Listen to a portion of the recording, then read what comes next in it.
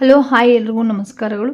ನಿಮ್ಮ ಪ್ರೀತಿಯ ವಿಚಾರದಲ್ಲಿ ನಿಮ್ಮ ಹಸ್ಬೆಂಡ್ ಆ್ಯಂಡ್ ವೈಫ್ ರಿಲೇಷನ್ಶಿಪ್ ಆಗಿರ್ಬೋದು, ಲವ್ ಆಗಿರ್ಬೋದು, ಥರ್ಡ್ ಪಾರ್ಟಿ ಆಗಿರ್ಬೋದು, ಫ್ರೆಂಡ್ಸ್ ಆಗಿರ್ಬೋದು, ನಿಮಗೆ ಒಂದು ರೀತಿ ಇದಕ್ಕೆ ಸಂಬಂಧಪಟ್ಟಿರುವಂಥ ರೀತಿಯಲ್ಲಿ ನೋವಾಗಿದ್ದರೆ, ನಿಮಗೆ ಬೇಜಾರಾಗಿದ್ದರೆ, ಇಲ್ಲ ಇದ್ರ ಬಗ್ಗೆ ಏನಾದರೂ ಸಜೆಷನ್ ಬೇಕು ಅಂತ ಅಂದರೆ ಈ ರೀಡಿಂಗ್ ನಿಮಗೋಸ್ಕರ.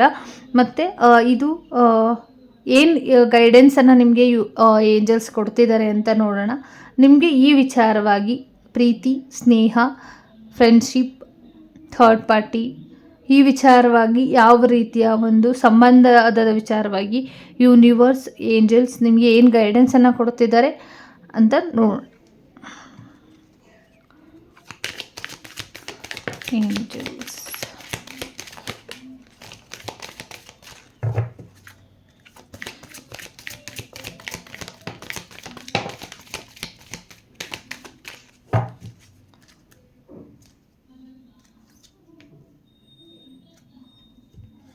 ಏನಿದೆ ಅಂತ ನೋಡೋಣ. ನಿಮ್ಮ ಪ್ರೀತಿ ವಿಚಾರಕ್ಕೆ ಕೆಲವರು ಬ್ಯಾಲೆನ್ಸ್ ಮಾಡ್ತಾ ಇದ್ದೀರಾ. ಪ್ರೀತಿ ವಿಚಾರದಲ್ಲಿ ಏನಾಗುತ್ತೆ, ನ್ಯಾಯ, ಕೋರ್ಟ್ ಕಚೇರಿ ವಿಚಾರಗಳಿಗೆ ಹೋಗಿರ್ಬೋದು. ಹಸ್ಬೆಂಡ್ ಆ್ಯಂಡ್ ವೈಫ್ ಎಲ್ಲರೂ ಕೂಡ ಆಲ್ಮೋಸ್ಟ್ ನಾನು ಸ್ಟಾರ್ಟಿಂಗಲ್ಲಿ ಹೇಳಿರೋ ರೀತಿಯಲ್ಲೇ ಒಂದು ರೀತಿ ಕೋರ್ಟ್ ಕಚೇರಿ ಮತ್ತು ಏನೋ ಒಂದು ರೀತಿಯಲ್ಲಿ ಹೆದರಿಸುವಂಥದ್ದು, ಬ್ಲ್ಯಾಕ್ ಮೇಲ್ ಮಾಡ್ತಾ ಇರುವಂಥದ್ದು, ಬ್ಯಾಲೆನ್ಸ್ ಮಾಡ್ತಿರುವಂಥದ್ದು, ಕೋರ್ಟ್ ವಿಚಾರವಾಗಿ ಸರಿಯಾಗಿ ತೀರ್ಪುಗಳು ಸಿಗುತ್ತಾ ಇಲ್ವಾ, ಕೋರ್ಟ್ ವಿಚಾರಕ್ಕೆ ಹೋಗಿ ಸಮಸ್ಯೆಗಳನ್ನ ಮಾಡ್ಕೊಂಡಿರುವಂಥವ್ರು ಈ ರೀಡಿಂಗ್ನ ನೋಡ್ತಾ ಇರ್ಬೋದು. ಬ್ಯಾಲೆನ್ಸಿಂಗ್ ಆಗೇ ಇರ್ಬೋದು. ನಿಮಗೆ ಸದ್ಯಕ್ಕೆ ಕಾಂಪ್ರಮೈಸ್ ಅವಶ್ಯಕತೆ ಇದ್ದರೆ ದಯವಿಟ್ಟು ಕಾಂಪ್ರಮೈಸ್ ಮಾಡ್ಕೊಳ್ಳಿ, ಇಲ್ಲ ಅಂದರೆ ಹಾಗಲ್ಲ ಅಂದರೆ ಅದನ್ನು ಬಿಟ್ಬಿಡಿ ಅಂತ ಕೂಡ ಬಂದಿರುವಂಥದ್ದು. ಮತ್ತು ಕಾಂಪ್ರಮೈಸ್ ನ್ಯಾಯ ನಿಮ್ಮ ಪರ ನಿಂತಿದೆ ಅಂದರೆ ಆಲ್ಮೋಸ್ಟ್ ನಿಮಗೆ ನ್ಯಾಯ ಸಿಗುತ್ತೆ ಅಂತಲೂ ಕೂಡ ಏಂಜಲ್ಸ್ ಹೇಳ್ತಿದ್ದಾರೆ. ಒಂದು ಬಿಗ್ ಹ್ಯಾಪಿ ಚೇಂಜಸ್ ನಿಮ್ಮ ಜೀವನಕ್ಕೆ ಬರುತ್ತೆ, ಡೋಂಟ್ ವರಿ ಅಂತಲೂ ಕೂಡ ಹೇಳ್ತಿದ್ದಾರೆ. 1 year ಬೇಕಾಗ್ಬೋದು ನಿಮ್ಮ ಜೀವನದಲ್ಲಿ ಒಂದು ರೀತಿ ಬದಲಾವಣೆಗಳನ್ನು ತಂದುಕೊಡೋದಕ್ಕೆ. 1 ವರ್ಷ ಬೇಕಾಗ್ಬೋದು. ಆ ವರ್ಷ ನಿಮಗೆ ಒಂದು ರೀತಿ ಬಿಗ್ ಹ್ಯಾಪಿ ಚೇಂಜಸನ್ನು ತಂದುಕೊಡುತ್ತೆ. ಡೋಂಟ್ ವರಿ, ಎಲ್ಲರೂ ಇದ್ದಾರೆ, ಈ ಪ್ರಪಂಚ ನಿಮ್ಮ ಜೊತೆ ಇದೆ, ಯಾರೂ ಇಲ್ಲ ಅನ್ನೋ ಥಿಂಕಿಂಗ್ ಬೇಡ ನಿಮಗೆ. ಯಾವುದೇ ಸಮಸ್ಯೆ ಇನ್ನು ಮುಗೀತು, ನನ್ನ ಜೀವನದಲ್ಲಿ ಎಲ್ಲ ಸಮಸ್ಯೆ ಮುಗೀತು, ಇನ್ನು ಮುಂದಿನ ದಿನಗಳಲ್ಲಿ ನನ್ನ ಜೀವನದಲ್ಲಿ ಖುಷಿ ದಿನಗಳು ಬರುತ್ತಾ, ಚೇಂಜ್ ಆಗುತ್ತಾ ಅಂತ ಕೆಲವರು ಯೋಚನೆ ಮಾಡ್ತಾ ಇರ್ಬೋದು. ಖಂಡಿತ ಇದೆ, ಯಾಕಂದರೆ ನಿಮ್ಮ ಜೊತೆ ಇಲ್ಲಿ ಯೂನಿವರ್ಸ್ ಇದ್ದಾರೆ, ಇಡೀ ಪ್ರಪಂಚ ನಿಮ್ಮ ಜೊತೆ ಇರುತ್ತೆ. ಜನಗಳು ಕೂಡ ನಮ್ಮವರು ಅಂತ ತಿಳ್ಕೊಂಡ್ರೆ ನಾವು ಯಾರೂ ಒಬ್ಬಂಟಿ ಆಗಿರೋದಕ್ಕೆ ಸಾಧ್ಯನೇ ಇಲ್ಲ. ಇನ್ನು ಕಲಿಯುವಂಥ ಅದು ಕೆಲವ್ರಿಗೆ ಇಲ್ಲಿದೆ, ಕಲಿಬೇಕು ಅಂತ ಅಂದ್ಕೊಂಡಿರೋರು ಏನೋ ವಿದ್ಯೆನ ಕಲಿತೀರಾ ನೀವು ಅಂತಲೂ ಕೂಡ ಬಂದಿದೆ. ಅಂದರೆ ಆಧ್ಯಾತ್ಮಿಕದ ಕಡೆ ಹೆಚ್ಚು ವಾಲುವಂಥ ಸಾಧ್ಯತೆಗಳು ಕೂಡ ಇದೆ. ಹಾಗಾಗಿ ನಿಮಗೆ ಏನಾದರೂ ಸಮಸ್ಯೆ ಆಗಿರ್ಬೋದು, ಯೂನಿವರ್ಸ್ನ ಕೇಳ್ಕೊಳ್ಳಿ. ನಿಮ್ಮ ಹೆಲ್ಪ್ಫುಲ್ ಅಂದರೆ ನಿಮ್ಮ ಡೈರೆಕ್ಟಾಗಿ ಬಂದು ನಿಮ್ಮ ಜೊತೆ ಕನೆಕ್ಟ್ ಆಗಲಿಲ್ಲ ಅಂದರೂ ದೇವರು ಯಾವುದೋ ರೂಪದಲ್ಲಿ ಬಂದು ನಿಮಗೆ ಸಹಾಯನ ಮಾಡ್ತಾರೆ. ನೀವು ಒಬ್ಬಂಟಿ ಎಲ್ಲ ನೀವು ಆ್ಯಕ್ಚುಲಿ ಅಂತಲೂ ಕೂಡ ಬಂದಿರುವಂಥದ್ದು. ಇಲ್ಲಿ ನೋಡ್ತಾ ಇರ್ಬೋದು, ಯೂನಿವರ್ಸ್, ಏಂಜಲ್ಸ್ ನಿಮ್ಮ ಜೊತೆ ಯಾವಾಗಲೂ ಕೂಡ ಸದಾ ನಿಂತಿರ್ತಾರೆ ಅಂತಲೂ ಕೂಡ ಇದೆ. ಹಾಗಾಗಿ ಹೆದರುವಂಥ ಅವಶ್ಯಕತೆಯೇ ಇಲ್ಲ ಅಂತ ಬಂದಿರುವಂಥದ್ದು. ಇಲ್ಲಿ ರೊಮ್ಯಾಂಟಿಕ್ ಆಗಿ ನೀವು ಯೋಚನೆ ಮಾಡೋದನ್ನು ಬಿಟ್ಟು ಒಂದು ರೀತಿಯಲ್ಲಿ ನಿಮ್ಮ ಜೊತೆ ಯಾರು ಇರಬೇಕು ಅನ್ನೋದು ಆಲ್ರೆಡಿ ಯೂನಿವರ್ಸ್ದು ಕನೆಕ್ಷನ್ ಇರುತ್ತೆ. ಹಂಗಾಗಿ ಇಷ್ಟು ದಿನ ಇರಬೇಕು ಅಂದರೆ ಅವ್ರು ನಿಮ್ಮ ಜೊತೆ ಇಷ್ಟು ದಿನ ಇರಲೇಬೇಕಾಗತ್ತೆ. ಹಂಗಾಗಿ ನಿಮಗೂ ಅಂಡರ್ಸ್ಟ್ಯಾಂಡಿಂಗ್ ಇಲ್ಲ, ಅವ್ರಿಗೂ ಅಂಡರ್ಸ್ಟ್ಯಾಂಡಿಂಗ್ ಇಲ್ಲ ಅಂದರೆ ನೀವೇನು ಮಾಡೋಕ್ಕಾಗೋದಿಲ್ಲ. ನೀವು ಯೋಚನೆ ಮಾಡೋಕ್ಕೆ ಹೋಗಬೇಡಿ. ಯಾಕೆ ಅಂತಂದರೆ ಹೆಲ್ಪ್ ಮಾಡೋದಕ್ಕೆ ನಿಮ್ಮ ಜೊತೆ ನಿಂತಿರುವಂಥವ್ರು ಏಂಜಲ್ಸ್ ಆಗಿರ್ತಾರೆ.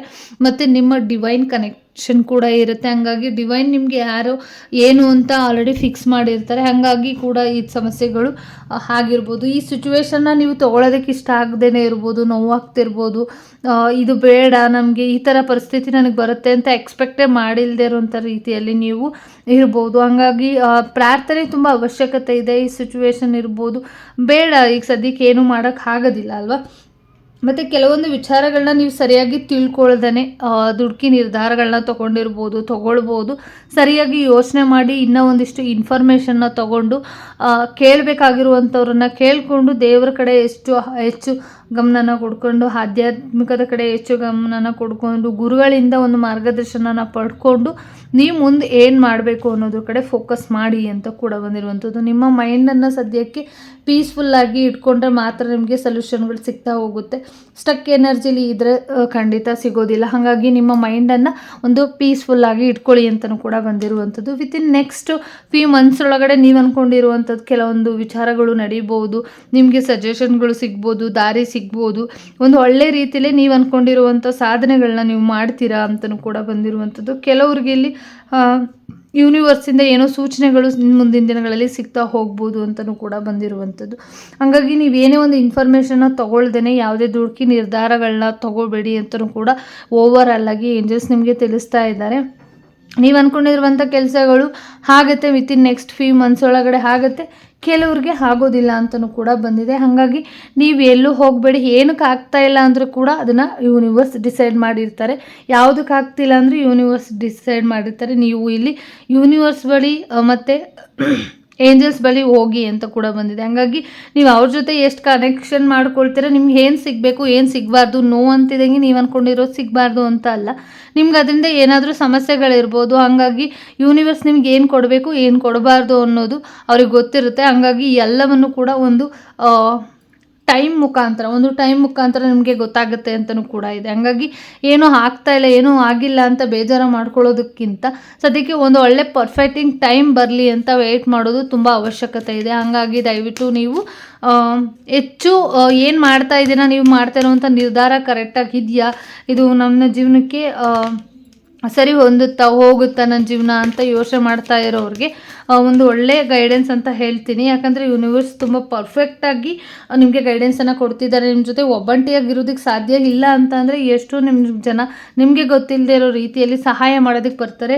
ಎದುರೋ ಅವಶ್ಯಕತೆ ಇಲ್ಲ. ನಿಮಗೆ ಬೇಡ ಅಂದರೆ ದಯವಿಟ್ಟು ಒಂದು ನ್ಯೂ ಡೈರೆಕ್ಷನ್ನ ತೊಗೊಂಡು ಮುಂದುವರೀರಿ ಅಂತ ಕೂಡ ಬಂದಿರುವಂಥದ್ದು. ಬಟ್ ಎಚ್ಚರಿಕೆ, ರೀಕನ್ಸಿಡರ್ ಮಾಡಿಕೊಂಡು ಸರಿಯಾಗಿ ತಿಳ್ಕೊಂಡು ನೀವು ರೆಡಿಯಾಗಿ ಒಂದು ಬೆಟರ್ಮೆಂಟ್ ಇದೆ ಈ ಲೈಫಲ್ಲಿ ಅಂತ ಅಂದರೆ ಮಾತ್ರ ಖಂಡಿತವಾಗ್ಲೂ ಕೂಡ ಮುಂದುವರಿಬೋದು ಅಂತ ಕೂಡ ಬಂದಿರುವಂಥದ್ದು. ಹಾಗಾಗಿ ನೀವು ನಿಮ್ಮ ಲೈಫ್ ಬಗ್ಗೆ ಯೋಚನೆ ಮಾಡೋದಕ್ಕಿಂತ ಮುಂಚೆ ಕರೆಕ್ಟಾಗಿ ವಿಷಯಗಳನ್ನ ತಿಳ್ಕೊಂಡು ಮುಂದುವರಿರಿ ಅಂತ ಹೇಳ್ತಾ, ಲಾಸ್ಟ್ ನಿಮ್ಮ ಇಂಟ್ಯೂಷನ್ ಏನು ವರ್ಕ್ ಮಾಡುತ್ತೆ ಅದ್ರ ಕಡೆ ಹೆಚ್ಚು ಫೋಕಸ್ ತುಂಬ ಅವಶ್ಯಕತೆ ಇದೆ. ಅದ್ರ ಕಡೆ ಹೆಚ್ಚು ಫೋಕಸ್ ಮಾಡಿ ಅಂತ ಕೂಡ ಹೇಳ್ತಾ, ನೀವು ಅಂದ್ಕೊಂಡಿರುವಂಥ ಸಮಸ್ಯೆಗಳು ಕೆಲವರಿಗೆ ಎಂಡ್ ಆಗುತ್ತಾ ಎಂಡ್ ಆಗಲ್ವಾ ಕನ್ಫ್ಯೂಷನ್ಸ್ ಇದೆ. ಆಲ್ಮೋಸ್ಟ್ ಕನ್ಫ್ಯೂಷನ್ಸಲ್ಲೇ ಇರ್ಬೋದು. ನೀವು ಅಂದ್ಕೊಂಡಿರುವಂಥ ಕೆಲಸಗಳು ಯಾವಾಗ ಆಗುತ್ತೆ, ನೀವು ಅಂದ್ಕೊಂಡಿರುವಂಥ ವ್ಯಕ್ತಿಗಳು ಯಾವಾಗ ಬರ್ತಾರೆ ಅಂತ ನೋಡೋಣ.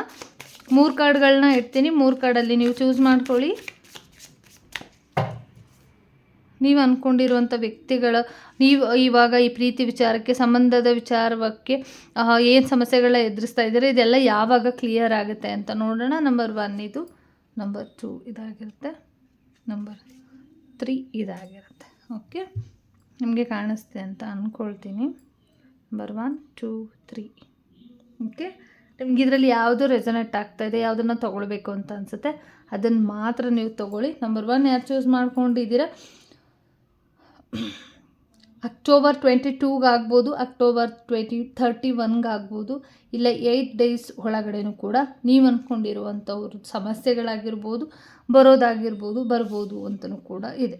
ನಂಬರ್ 2 ಯಾರು ಚೂಸ್ ಮಾಡ್ಕೊಂಡಿದ್ರಿ, ಆಲ್ಮೋಸ್ಟ್ ಸಡನ್ನಾಗಿ ಏನೋ ಡಿಸೈಡ್ನ ಮಾಡ್ತೀರಾ ನೀವು ಅಂತ ಇದೆ. ಸಡನ್ನಾಗಿ ಏನೋ ಡಿಸಿಷನ್ನ ತೊಗೊಂಡು ಮಾಡಬೇಕೋ ಬೇಡವೋ, ಕರಿಬೇಕೋ ಬೇಡವೋ, ಅವ್ರು ಬರ್ತಾರಾ ಇಲ್ವಾ, ಈ ಥರ ಒಂದು ಫುಲ್ ಮೂಮೆಂಟ್ಸ್ ಇರುತ್ತೆ. ಹಾಗಾಗಿ ದಯವಿಟ್ಟು ಇದಕ್ಕೆ ಎಚ್ಚರಿಕೆ ವಹಿಸಿ. ಬಟ್ ಇನ್ನೊಂದು ಕಾರಣ ತೆಗಿಯೋಣ.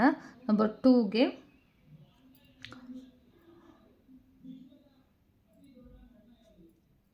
ತುಂಬ ಟೈಮ್ ತೊಗೊಳುತ್ತೆ ಅಂತ ಇದೆ. ಹಾಗಾಗಿ 13 ಡೇಸ್ 13 ವೀಕ್ಸ್ 13 ಮಂತ್ಸ್ ಒಳಗಡೆ ನೀವು ಅಂದ್ಕೊಂಡಿರುವಂಥದ್ದು ಆಗ್ಬೋದು. ತುಂಬ ಟೈಮನ್ನು ತೊಗೊಳುತ್ತೆ ಇದು ಅಂತ ಕೂಡ ಬಂದಿದೆ.